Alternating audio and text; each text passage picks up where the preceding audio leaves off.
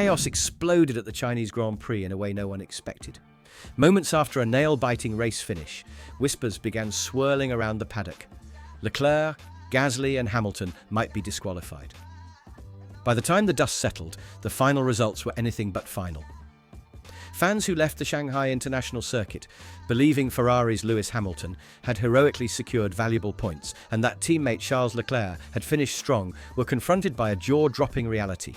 Multiple disqualifications, one for being underweight, another for failing a critical technical inspection, meant the official standings were turned upside down overnight. And that was just the beginning of the scandal. The Chinese Grand Prix has always stood out as a pivotal event in the F1 calendar. It's a track known for long straights, sudden braking zones, and unpredictable weather that can flip race strategy upside down. This year was no exception. Going into the weekend, the headlines buzzed about the rivalry heating up between Ferrari's two powerhouse drivers, Lewis Hamilton and Charles Leclerc, and how they were poised to challenge the entire grid. Fans expected Ferrari to dominate, with Hamilton's experience and Leclerc's hunger for glory. The intense atmosphere was apparent from the very first practice session, and by qualifying, Ferrari looked on track to deliver a strong performance. Yet, no one could have predicted the roller coaster of controversy waiting at the end of Sunday's race. While the early laps showed glimpses of typical F1 excitement, wheel-to-wheel battles, midfield jostling and strategic gambles, it was the post-race inspection that detonated a bombshell across the motorsport world. Still, the curious part is how these disqualifications felt like they came out of nowhere.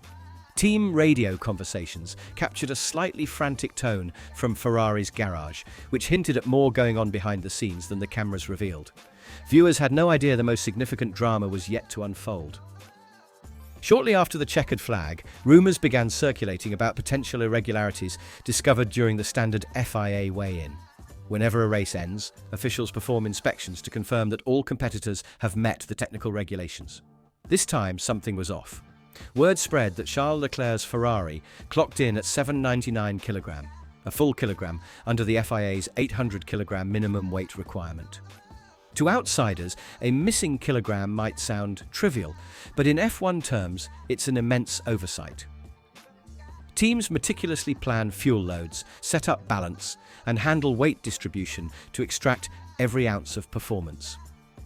Dropping under the legal limit by even 1 kilogram can grant a slight advantage during the race, one that the FIA won't ignore. Pierre Gasly, driving for Alpine, was next on the chopping block. His car also measured at 799 kg, sending a shockwave through the paddock. The immediate question on everyone's mind was, how could two different teams end up making the same critical weight error? Conspiracy theories lit up social media, ranging from allegations of sabotage to speculation about a broader miscalculation in pit strategies. But at that moment, all that truly mattered was the FIA's firm response. Both Leclerc and Gasly were swiftly disqualified, shaking up the finishing order and wiping their results off the board. Ferrari's management tried to do damage control.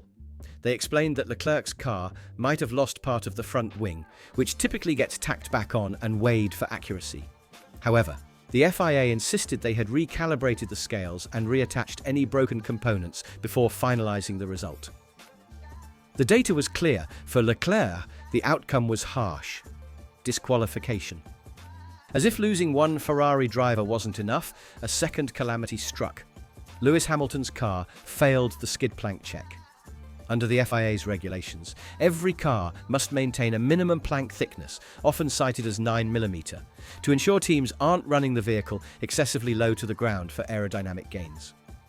When the technical delegate measured Hamilton's Ferrari at 8.5 to 8.6 mm across different points, the alarm bells went off. This development blindsided fans. Hamilton had put in a scrappy and determined drive, battling in the top 5 throughout the race. Observers noted that his pace improved steadily during the closing laps, raising suspicion that Ferrari had dialed in an aggressive setup, one that might push the limits of legality. But that wasn't the whole story. Hamilton's team insisted they followed every protocol, claiming track conditions and normal wear and tear explained the fraction of a millimetre difference. Yet the FIA had historically shown little tolerance for even the slightest infraction on plank wear. Whispers floated around that other teams might also be flirting with the boundary. If Hamilton was singled out, who else could be next? Few things anger motorsport fans more than seeing a final result overturned once they've already celebrated or mourned. In the aftermath of the Chinese Grand Prix, countless supporters felt cheated. People who'd spent hours in the grandstands, who'd turned up the volume on their TVs and watched until the final lap, went to bed with one set of results and woke up to a completely different reality. Critics were quick to resurrect an old complaint. Why can't the FIA finalise these checks before the podium ceremony or the official race classification? After all, the spectacle is tarnished when heroes are dethroned behind closed doors. Some long-time F1 followers recalled Bernie Ecclestone's stance, insisting that such post-race decisions erode fan trust. In a sport that prides itself on fairness and precision, such fiascos can leave a sour taste. However, defending the FIA's procedures, many pointed out that some checks require removing parts from the car, draining fuel, recalibrating scales, and verifying track data. To ensure accuracy, these steps can't always happen instantly. But try telling that to the disappointed masses who saw Hamilton, Leclerc and Gasly cross the finish line in strong positions. In their eyes, the winners were robbed, and the entire event felt overshadowed by off-track technicalities. While it's tempting to treat this moment as unprecedented, F1 has a long history of post-race disqualifications. You might remember high-profile incidents where champions faced shocking disqualifications or points deductions for everything from illegal fuel mixtures to suspect aerodynamic devices. These controversies always spark debate over whether the sport's regulations are too complex or whether teams are too eager to exploit minuscule grey areas. Some fans argue that consistent enforcement of rules is essential to preserve the sport's integrity. Others feel the FIA's guidelines shift too often, leaving teams to second-guess how to interpret each technical directive.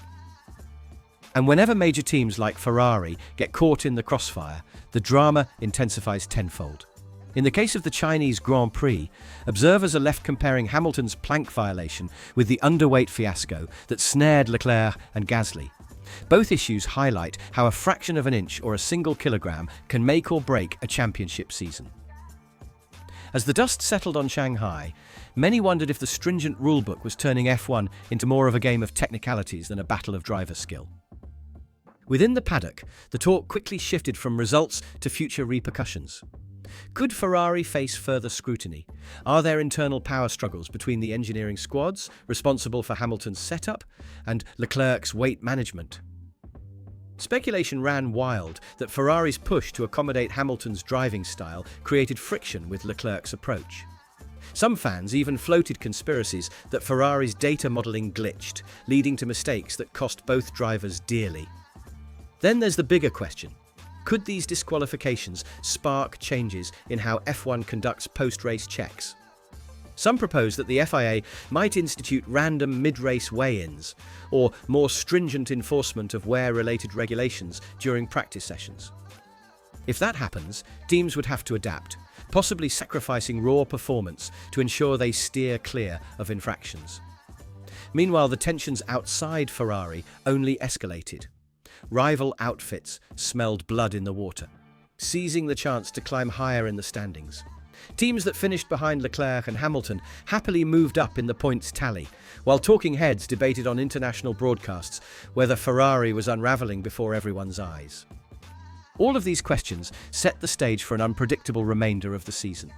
Will Hamilton come roaring back, determined to prove that a technical infraction can't define his championship hopes? Will Leclerc bounce back from this disappointment? Or will the psychological toll affect his performance in the next races? One thing's for sure, Ferrari is at a crossroads, juggling the embarrassment of high-profile disqualifications and the pressure to fix their technical processes. Amid the chaos, the entire F1 community is left asking, is this the beginning of a stricter era for post-race enforcement, or just an isolated fiasco?